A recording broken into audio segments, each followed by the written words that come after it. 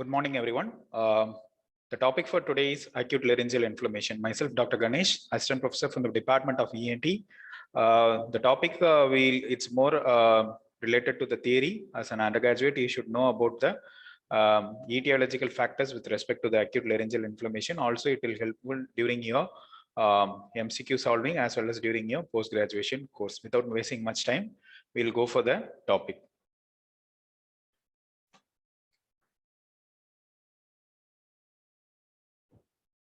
So the broad overview of whatever we are doing, the topic we will be covering under the following sessions. One is basically we have croup, the other one is acute laryngitis, then we have acute epiglottitis, laryngeal diphtheria, and spasmodic croup. These are the broader headings under which we're gonna see the today's class. So basically we will come to croup. Croup is otherwise called as acute laryngotracheobronchitis. Okay, it is otherwise called as ALTB, acute laryngotracheobronchitis. The other synonym for croup is viral laryngotracheobronchitis. So these are the broader synonyms for croup. So we say it as croup or ALTB or laryngobronchitis. So what are the reasons for this croup to develop? Usually the etiological reason for this croup to develop is usually a viral infection, basically in the form of parainfluenza virus type 1 and 2, affecting children somewhere between 6 months to 3 years of age. So the age group of the population where whom the acute laryngotracheobronchitis develops is somewhere between 6 months to 3 years of age. And the second thing is basically it's a viral infection super added with secondary bacterial infection. This is what secondary bacterial infection by gram-positive cocci soon supervenes. This is what is the normal picture when we are dealing with the acute laryngotracheobronchitis. There are inflammatory changes throughout the airway in the croup, but the critical symptom of stridor is due to edema in the subglottis. Okay, so what is happening in croup is basically you have a viral infection. So the laryngotracheal framework, everything is getting inflamed. There is inflammatory change, there is edema, there is collection, everything. But what is happening is there is a subglottic edema. In the subglottic region, you have edema which is occurring. Okay, in the pediatric age group, as we have seen in the previous slide, the age group of the patient where this group is occurring is somewhere around 6 months to 3 years of age. Also, we also know from our anatomy classes, it is in the pediatric airway, it is the subglottic region, which is the narrowest part of the larynx. So if the subglottic region is going for this inflammation and edema, what is happening is there is airway compromise leading on the baby to go in for stridor. Stridor is nothing but noisy breathing. So what are the risk factors for developing such a noisy breathing in a child? So a pre-existing subglottic or tracheal stenosis. Already the baby is having a subglottic stenosis, which may be congenital. Congenital subglottic stenosis is one entity where we have a n number of classification as well as it is a very acute emergency where the baby often will go for this stridor or respiratory distress. Then we have tracheal stenosis, tracheal narrowing or tracheal stenosis. Then chronic lung disease. Chronic lung disease will indirectly has its impact in the ventilation perfusion of the lung or the vital capacity of the lung. Everything is altered. So in that cases, when the airway, upper airway is going, or this tracheobronchial tree is going for a compromise, what is happening? Already there is a lung parenchyma as such is compromised. Now the trachea is also going for compromise. So the respiratory distress will eventually sue off. Then inhalant food allergy, some sort of food allergy when the patient is going for some food allergens, this again will have this edema. So all these three are important risk factors in the development of subglot croup. So what is the clinical feature? Clinical feature, usually there is a vocal cord edema. So whenever there is vocal cord edema, they will develop hoarseness of voice, altered in the change in texture or the quality of the voice. Then we have stridor, which may be an inspiratory stridor or a biphasic stridor, because if it is involving the supraglottic region, it will go for inspiratory stridor. If it is going for the glottic region or subglottic region, this will go for biphasic stridor. Stridor is nothing but noisy breathing. Then barking cough due to laryngeal edema. The larynx as such will go for edema. Edematous changes will happen all through the larynx, especially in the upper part of the larynx. If it is there, as we all know, larynx is otherwise called as the watchdog of the lungs. So what is happening in this laryngeal inflammation is this larynx tries to cough the things out, cough the secretions out. That's why the typical quality of the cough, it is called as barking cough. Then the child between 3 months to 6 months, and boys are more commonly affected than girls for some unknown reason. Then 50% of the cases usually self-limiting and resolve within 24 hours. When usually what is the presentation? It's a sudden onset respiratory distress, going for hoarseness, stridor, all those things. But if proper management is there, 50% of the cases, what will happen? They resolve spontaneously after a period of 24 hours. So what investigation you want to give? You subject the baby for chest x-ray. In the chest x-ray, the typical textbook description which is described is called as steeple sign or pencil tip sign. There is subglottic narrowing of this trachea. So this is called as steeple. A steeple is nothing but the dome or the arch of the church. Okay. So what is happening in the diagram? You can see the lower tracheobronchial tree, everything is normal, whereas in case of the subglottic region, it is going for the stenosis or narrowing, which is called as the steeple sign. And the scoring system, which is commonly used for this, is called as Wesley group score. Wesley group score. Treatment, moving on to the treatment. So definitely the baby needs hospitalization because the baby is somewhere around 6 months to 3 years of age and it is in so much respiratory distress, all these things. So definitely this needs hospitalization. If need be, you have to go for ICU care also. Then the treatment option, since there is a superadded bacterial infection, so you have to start with antibiotics. Antibiotics in the form of ampicillin. Ampicillin prophylactically we will be giving in the dose of 50 milligram per kilogram per day. So also there is so much edema, so you need to have proper humidification to the patient. Then steroids can be given. Steroids, especially hydrocortisone. Hydrocortisone in the dose of 500 milligram IV may be useful to relieve the edema. It's a short-acting steroid. It can be given intravenously. So usually the preferred steroid is hydrocortisone. Then we can give adrenaline nebulization. We will give topical vasoconstriction so that it relieves the edema partly.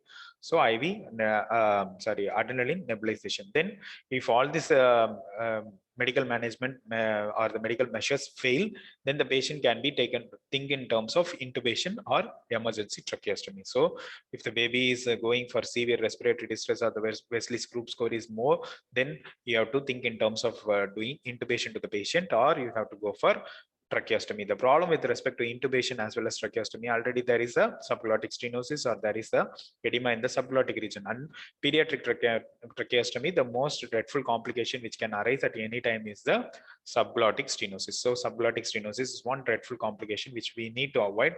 But the patient, the risk versus benefit ratio outweighs, then we have to go for this tracheostomy. Moving on to the second topic, which is called as spasmodic group. Spasmodic groups, as the name mentioned, it comes only in a spasm. The group, whatever we were saying or whatever we were discussing, it comes in spasms. So it is otherwise called as spasmodic laryngitis or pseudo group or acute subglottic edema, subglottic allergic edema, or laryngismus stridulus. Okay, so the synonyms for spasmodic group is very important. It may be asked in your MCQs also. It is otherwise called as spasmodic laryngitis. Laryngitis is self-inflammatory and self-explanatory, and this comes in spasms. So it is called as spasmodic laryngitis, or this is not a true group. That's why it is called as pseudo, false. So pseudo group or acute subglottic edema. What is happening is in the pathological terms is mentioned over here. It is called as acute subglottic edema or subglottic allergic edema. The subglottic edema, why it is happening is it is due to allergy. So once the allergy comes down, the edema settles down. That's why it is called as subglottic allergic edema, otherwise called as laryngismus stridulus. So usually this spasmodic group is often preceded by a episode of upper respiratory tract infection, often becomes worse at night and resolves spontaneously. So during nights it becomes so worse, then it resolves spontaneously, and it is often precipitated by gastroesophageal reflux disorders as well as atopy.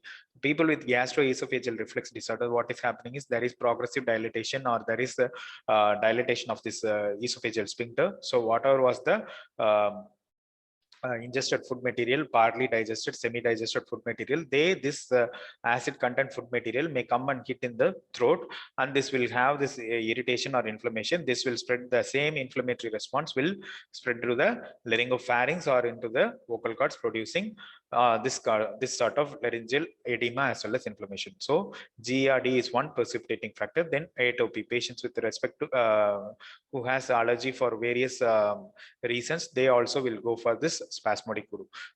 The treatment option for this spasmodic group is single dose of dexamethasone. Dexamethasone again, it's a long-acting steroid. You can give in a VD dosage. So the dose is 0.6 milligram per kilogram. This is the treatment option in case of spasmodic group. Moving on to the third topic, which is called as acute laryngitis. Acute laryngitis, as the name implies, acute laryngitis is nothing but an acute inflammation of the infection and inflammation of the entire larynx. This acute laryngitis may be a infectious cause or a non-infectious cause. Infectious etiology mostly will be due to viral infection, then super added with the gram-positive bacteria, as we have seen in the group also. So to begin with, it is of viral origin, but soon bacterial invasion takes place with Streptococcus pneumoniae, Haemophilus influenza, and hemolytic Streptococcus or Staphylococcus aureus. Okay. So basically the platform or the content is similar only. We have a viral infection, then which is superseded by the bacterial infection. Bacterial infection usually by gram-positive organisms, more likely Streptococcus pneumoniae, Haemophilus influenza, and hemolytic Streptococcus. The non-infectious is due to vocal abuse. People who has this voice abuse, or the people who are singers or professional voice users, or they are sellers, they are in this loud environment where they have to raise the pitch of the voice. Everyone, they have this habit of vocal abuse. They are at the risk of developing this acute laryngitis. Then allergy, airway allergy or tracheobronchial allergy. Then we have thermal or chemical burns to the larynx due to inhalation or ingestion of various substances. Whenever we have some burns, especially your thermal burns or chemical burns in the larynx, which is due to ingestion or inhalation of various substances, they are at the risk of developing this acute laryngitis, which may often go to endotracheal intubation also. Or the endotracheal intubation as such is one of the reason for this laryngitis to develop, when the intubation is not properly done, or the dexterity of the performer is not good. So what will happen, he or she may accidentally hit the other structures in the larynx, where the mucosa will go for abrasion, or they will produce this laryngeal inflammation. So what are the clinical features when such a patient is coming to you? Usually it is the vocal cord which is going for edematous, so they always will have hoarseness. Hoarseness of voice will be the unanimous presentation. Then they also will have discomfort or pain in the throat. Since because it is invading over the larynx, it may partly go into the pharynx also, or the laryngopharynx, the entire structure. So what is happening? There may be discomfort or pain in the throat. Then the cough reflex. Once there is an inflammation in the larynx, what is happening subsequently? They will have this cough sensation which may come. So they will have a dry irritating cough. It is not involving the lower airway and there is no parenchymal involvement. So it's a dry cough, and there is a irritating nature. Whenever there is some secretion, the patient needs to clear off the secretions from the larynx, or the larynx tries to cough it out. So it will be a irritant cough. So hoarseness, discomfort or pain in the throat along with dry irritating cough. So what are the pathogenesis? We have early stages, later stages. So in early stages, since because it is entire larynx, it may start from the epiglottis down below to the tracheal rings. It may have inflammation in all the regions. So early stages, there will be edema and erythema of the epiglottis and aryepiglottic folds, arytenoids, ventricular bands, but the vocal cords appear white and near normal. Okay, so early stages, how to differentiate this early stages and later stages is, usually in early stages, this edema, erythema of the epiglottis, aryepiglottic folds, arytenoids, ventricular bands, but vocal cords are spared.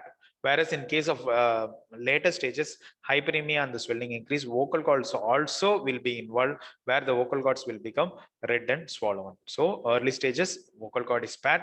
Later stages, vocal cord also is involved, which will appear something like red and swollen vocal cords. Then subglottic region also gets involved. Sticky secretions are seen between the cords and interarytenoid region. Subglottic region, once the inflammation is going or violating the upper airway, supraglottic region, it may involve the subglottic region also, where you have sticky secretions which are seen between the cords and the interarytenoid region. So what are the treatment options available? Usually we'll give vocal rest to the patient, because there is so much abundant edema and this one happening to the patient. What we generally advise to the patient is absolute voice rest, so that the vocal cords are not moving and we are making the larynx to go for a complete rest, almost for a period of 72 hours to 1 week. Then avoidance of irritating factors, especially your smoking and alcohol. Whenever we have the habit of taking a habit of going for the smoke or an alcohol, what is happening? There is airway inflammation, or there is an inflammatory trigger which is happening. So this reduces the chance of clearance of this laryngeal inflammation. So avoidance of smoking and alcohol is maintained. Then steam inhalation, it's a soothing agent you can use with tincture benzoin, and there is so much of cough. So we have to go for cough sedatives like dextromethorphan, codeine, folcodeine, all those things.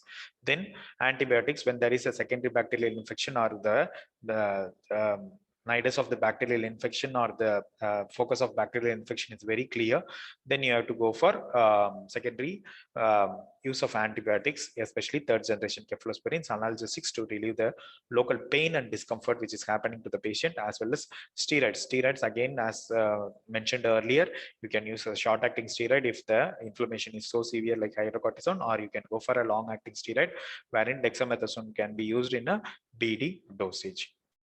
Then moving on to the other topic, which is called as acute epiglottitis. Acute epiglottitis, as the name explains, it is the inflammation over the epiglottis. So it is otherwise called as supraglottic laryngitis.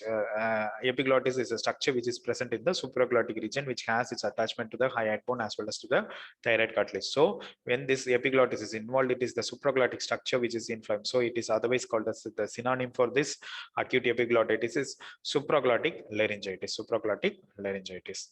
So it's an acute inflammatory condition confined to the supraglottic structures, only to the supraglottic structures. That means between the epiglottis, aryepiglottic folds, as well as to the arytenoids. Nothing more than that. So you have inflammatory response which is confined to epiglottis, aryepiglottic folds, as well as to the arytenoids. This is with respect to the anatomical description for this epiglottitis. So what are the clinical features? Usually the clinical feature will be sore throat as well as dysphagia. It is the laryngopharynx which is involved. So patient will have sore throat as well as dysphagia.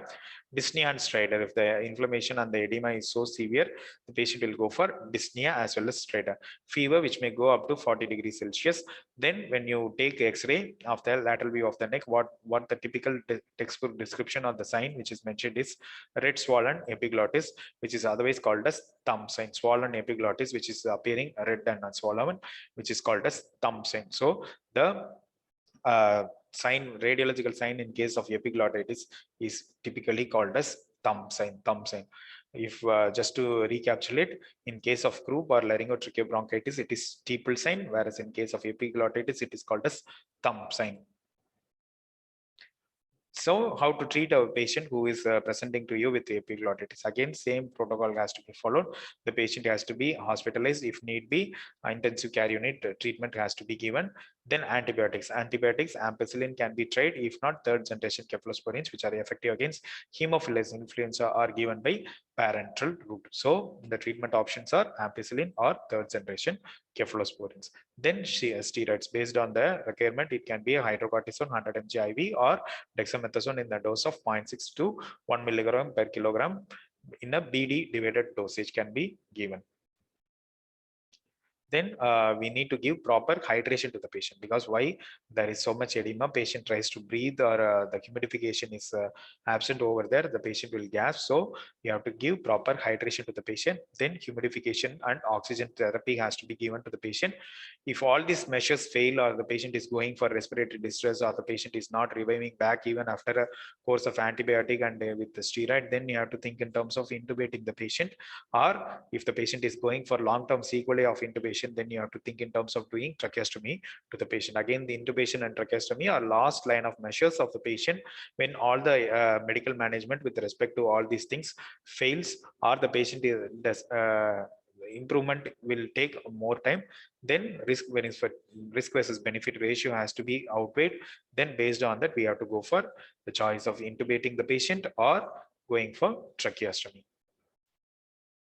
So these are the few differences between acute epiglottitis and like acute laryngotracheobronchitis, which is otherwise called as croup. The causative agents in case of acute epiglottitis is usually Haemophilus influenza type B, whereas in case of croup, it is a para-influenza type 1 and 2. The age group affected is somewhere around 2 to 7 years, whereas in case of croup, it is still more lower age group, 3 months to 3 years. Pathology is it is in the supraglottic larynx. It is the epiglottitis. That means it is in the supraglottic larynx, whereas in case of croup, it is the subglottic edema. Prodromal symptoms are usually absent, whereas prodromal symptoms are often present in cases of croup. Then onset, it is sudden onset in case of acute epiglottitis, which is slower onset or insidious onset in case of laryngotracheobronchitis. Fever is high grade in case of croup, high grade in case of epiglottitis, whereas it is low grade or no fever in cases of croup. And since because the fever is there, patient's look is very toxic, which is not so in case of croup. Cough is usually absent because it is the supraglottic region which is involved, whereas in case of croup, the entire laryngotracheal framework is involved, so that they will have this barking seal like cough. Stridor, which may be present and it may be marked, which is also seen in case of croup. Odynophagia, difficulty while swallowing, present with drooling of secretions, which is not the case in case of croup because it is in the subglottic region. And radiologically, we can see thumb sign in case of epiglottitis, whereas steeple sign in case of laryngotracheobronchitis. Treatment, it is humidified oxygen, third generation cephalosporins or amoxicillin, whereas humidified oxygen with steroid is the main treatment option in case of croup. These are the few differences which are commonly asked during your examination. Moving on to the other topic, which is called as laryngeal diphtheria. Laryngeal diphtheria is often associated to fascial diphtheria. Whenever the patient is having this fascial diphtheria affecting the children below 10 years, they will go for this laryngeal diphtheria. The incidence is declining due to widespread use of this immunization. The immunization, especially after your DPT vaccination, the incidence of laryngeal diphtheria is often declining. This is a diagram which is showing the pseudomembrane which is seen in the tracheobronchial tree. This is a bronchoscopic view of the laryngeal diphtheria. So what is the pathology, or what is the basic the problem which is happening in case of laryngeal diphtheria is formation of this pseudomembrane. As mentioned earlier, similar to the fascial diphtheria where the membrane is happening over the tonsil, here there is a formation of a pseudomembrane in case of in the tracheobronchial tree, and the exotoxin is liberated by the bacteria. The pseudomembrane is often filled with dead cells, neutrophils, all those inflammatory cells, and the exotoxins which are liberated by the bacteria. This is getting trapped, and it is placed in something like a sheet in over the tracheobronchial tree. Okay, this is the composition of this membrane. So what are the symptoms which can be seen? Usually they will have hoarse voice. Hoarseness of voice is one symptom. Then they will have croupy cough. They will have croupy cough. Then inspiratory stridor, since because it is involving the laryngopharyngeal framework, it will go for inspiratory stridor. Then increasing dyspnea with marked upper airway obstruction. So hoarseness, cough, stridor, and dyspnea with upper respiratory obstruction are the usual symptoms which the patient comes.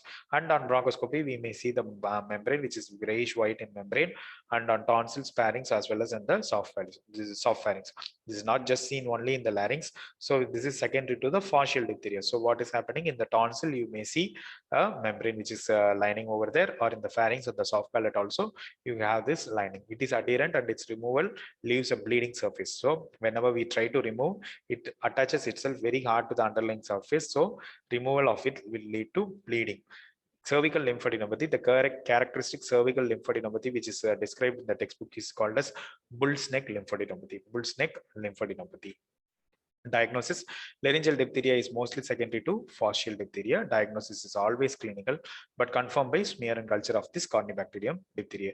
The identification as well as isolation of this Corynebacterium diphtheria as the causative agent for laryngeal diphtheria is very important. So after clinical diagnosis, what looking at the membrane, pseudomembrane which is present over there, you have to take the smear for culture sensitivity and isolate or identify this Corynebacterium diphtheriae. So the treatment option is diphtheric antitoxin. The treatment is diphtheria antitoxin. So we know it is a toxin of the diphtheria which is responsible for this all this pathological causes. So we have to give with proper antitoxin, the antibacteria. So to avoid the further episodes of diphtheric laryngitis which is occurring, so you have to give an antibacterial benzyl penicillin in the dose of 500,000 international units every 6 hours for 1 week. Then tracheostomy, which becomes essential if the patient is going for airway compromise. Moving on to the other topic, which is called as bacterial laryngotracheobronchitis. This is not just this one. It is otherwise called as pseudomembranous croup. Pseudomembranous croup or bacterial tracheitis or membranous laryngotracheobronchitis or neonatal necrotizing tracheobronchitis. So all these are synonyms for bacterial laryngotracheobronchitis. So as such, the topics of laryngeal inflammation, synonyms are very important. In croup, we say it is laryngotracheobronchitis or viral laryngotracheobronchitis. Then we have spasmodic croup, which is called as spasmodic laryngitis or pseudo croup or spasmodic laryngismus stridulus. Whereas in case of acute epiglottitis, it is called as supraglottic laryngitis. Now, bacterial laryngotracheobronchitis is otherwise called as pseudomembranous croup or bacterial tracheitis or membranous laryngotracheobronchitis or neonatal necrotizing tracheobronchitis. What are the causative agents for these bacterial inflammations to occur? Which is by Staphylococcus aureus, Haemophilus influenza, Mycobacterium catarrhalis, Streptococcus pneumoniae, Streptococcus pyogenes. All these things are the causative agents for the development of this bacterial laryngitis. Usually the clinical feature will be a severe form of laryngitis, sloughing of the respiratory epithelium. Once there is a inflammation by the bacteria, what is happening? The respiratory epithelium which is present over there, they usually will go for necrosis and sloughing. So profuse mucopurulent secretions. The patient will have profuse mucopurulent secretions. The initial presentation will be like croup, but these things not respond to steroids. So basically there is airway edema, obstruction, everything is happening. But once you give steroids, the edema subsides in case of croup, whereas in case of bacterial laryngitis, what is happening? There is necrosis and sloughing of this epithelium. So steroids won't have a major role because there is no epithelium to or anti-inflammatory. Steroids are mostly anti-inflammatory thing. Now there is no this one at all. So what is happening? There is no improvement. So which is not responding to steroids, then you have to think in terms of bacterial laryngotracheobronchitis. Then the risk factors are Down syndrome as well as immunodeficiency. Patients with Down syndrome, they always have the tendency or predilection for developing this airway allergy, and patients with immunodeficiency, especially with human HIV infections or AIDS or the Kaposi sarcoma, all those immune deficiency related disorders, they are at the risk of developing this bacterial tracheitis. Management, airway endoscopy is necessary to identify wherever there is sloughing of the epithelium or what best can be done to the patient. Then direct bronchoscopy to remove the pseudomembrane or the tracheal toileting, because there is so much of sloughing as well as the secretions which are getting pulled over there. We have to go for direct bronchoscopy to remove the pseudomembrane, and you have to go for tracheal toileting. Then you have to use steroids. Steroids play a secondary role only. Then you have to go for broad spectrum parenteral antibiotics. Usually the antibiotics of choice are third generation cephalosporins in the form of parenteral routes. This completes the topic of laryngeal inflammations. Hope the laryngeal inflammation topic is clear to you. Thank you all for patient listening. Thank you.